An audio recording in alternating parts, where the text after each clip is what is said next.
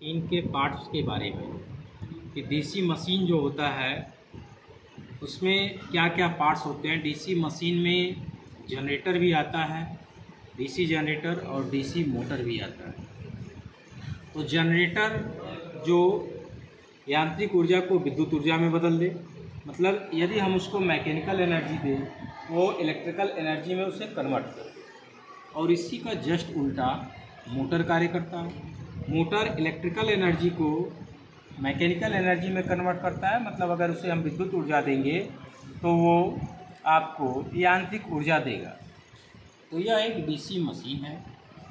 यह DC machine है, इसके फ्रेम को देखकर हम लोग जाने और नेम प्लेट को देखकर जाने कि यह एक डीसी मशीन है। आज हम लोग डीसी मशीन के पार्ट्स के बारे में पूरा जानेंगे कि डीसी मशीन में क्या क्या पार्ट्स होते हैं।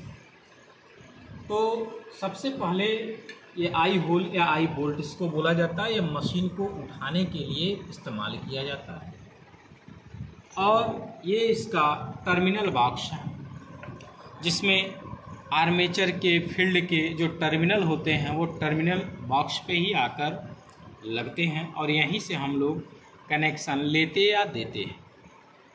जो ये पूरा मशीन है इसमें फ्रंट कवर और बैक कवर दो पार्ट्स होते हैं और जो ये सामने दिख रहा है ये शाफ्ट है और शाफ्ट के साथ ही बियरिंग लगी हुई है। एक बियरिंग इस साइड लगी हुई है, रियर साइड, एक फ्रंट साइड। ये जो बियरिंग है या बॉल बियरिंग है। अब हम लोग देखेंगे कि इस मशीन के अंदर क्या क्या चीज़ें लगी हुई हैं। तो उसके सबसे पहले ये आपका शाफ्ट है और ये बॉल बियरिंग शाफ्ट दिख रहा है। बियरिंग पर ही शाफ्ट को जो ये बियरिंग होता है वो शाफ्ट के साथ अटैच होता है। ये कूलिंग फैन है। यह मशीन जो हमारी है, कोई भी मशीन धीरे धीरे चलते चलते वह गर्म हो जाती है। जब वह गर्म हो जाती है तो उसे कूलिंग की आवश्यकता पड़ती है, नहीं तो वह मशीन जल जा सकती है। तो ये कूलिंग फैन है। और ये जो शाफ्ट है, इसी शाफ्ट के जो शाफ्ट है इसी पर आप देखेंगे कि ये आर्मेचर बाइंडिंग्स दिखाई दे रही है। ये आर्मेचर है और इसका स्लॉट कटे होते हैं इसमें और इसी स्लॉट में बाइंडिंग की जाती है। इस स्लॉट में दो बाइंडिंग की जाती है, एक लैप बाइंडिंग और एक वेब बाइंडिंग, जिसके बारे में आगे हम लोग बात करेंगे।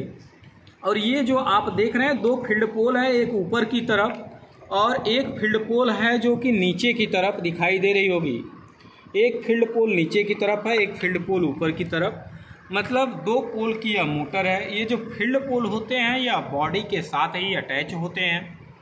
फील्ड पोल का जो काम है चुंबकीय क्षेत्र पैदा करना, मैग्नेटिक फील्ड को जनरेट करना, और आर्मेचर का जो काम है उस चुंबकीय क्षेत्र को काटना, मतलब उस फ्लक्स को छेदन करना। और फैराडे के नियमानुसार यदि किसी कंडक्टर को किसी मैग्नेटिक फील्ड में रोटेट कराया जाए तो फ्लक्स चेंजिंग के फलस्वरूप उसमें ईएमएफ पैदा हो जाता है और इसमें भी ईएमएफ, जो ईएमएफ होगा वो इसी प्रकार का होगा। जब आर्मेचर में ईएमएफ पैदा हो जाएगा तो आर्मेचर आपका ट्रांसफ़र करेगा कम्यूटेटर को। ये आपका कम्यूटेटर है।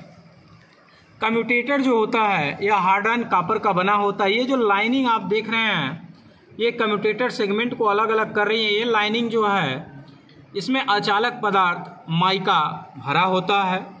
जो आर्मेचर की बाइंडिंग होती है ये राइजर है, जो उभरा हुआ भाग है, इसी पर आकर पंचिंग या सोल्डिंग की जाती है। इसी कम्यूटेटर पर ही कार्बन ब्रश लगा होता है। यहीं पर इसका कार्बन ब्रश हट गया है, यहीं पर कार्बन ब्रश लगा होता है और यह कार्बन ब्रश पीतल के ब्रश होल्डर में लगा होता है। यह जो कार्बन ब्रश होता है वो पीतल के ब्रश होल्डर में लगा होता है। और ये जो ब्रश होल्डर आप देख रहे हैं, ये ब्रश होल्डर, इसमें कार्बन ब्रश इस समय नहीं है, ये रॉकर प्लेट के साथ अटैच है। ये जो प्लेट है वह रॉकर प्लेट है और यह रॉकर प्लेट ही इस ब्रश को सहारा प्रदान करता है। जो कार्बन के ब्रश होते हैं वह स्वयं घिस जाते हैं और इसको लुब्रिकेंट भी प्रदान करते हैं, इसीलिए यह कार्बन का ब्रश इसमें लगाया जाता है और बड़ी मशीन जो होती है उसमें कार्बन और ग्रेफाइट दोनों के मिश्रण वाला ब्रश लगाया जाता है। यह जो बॉडी है मशीन की, अगर यह छोटा आकार का है तो कास्ट आयरन की बनी है, अगर बड़े आकार की मशीन है तो वो कास्ट स्टील की बनाई जाती है। धन्यवाद।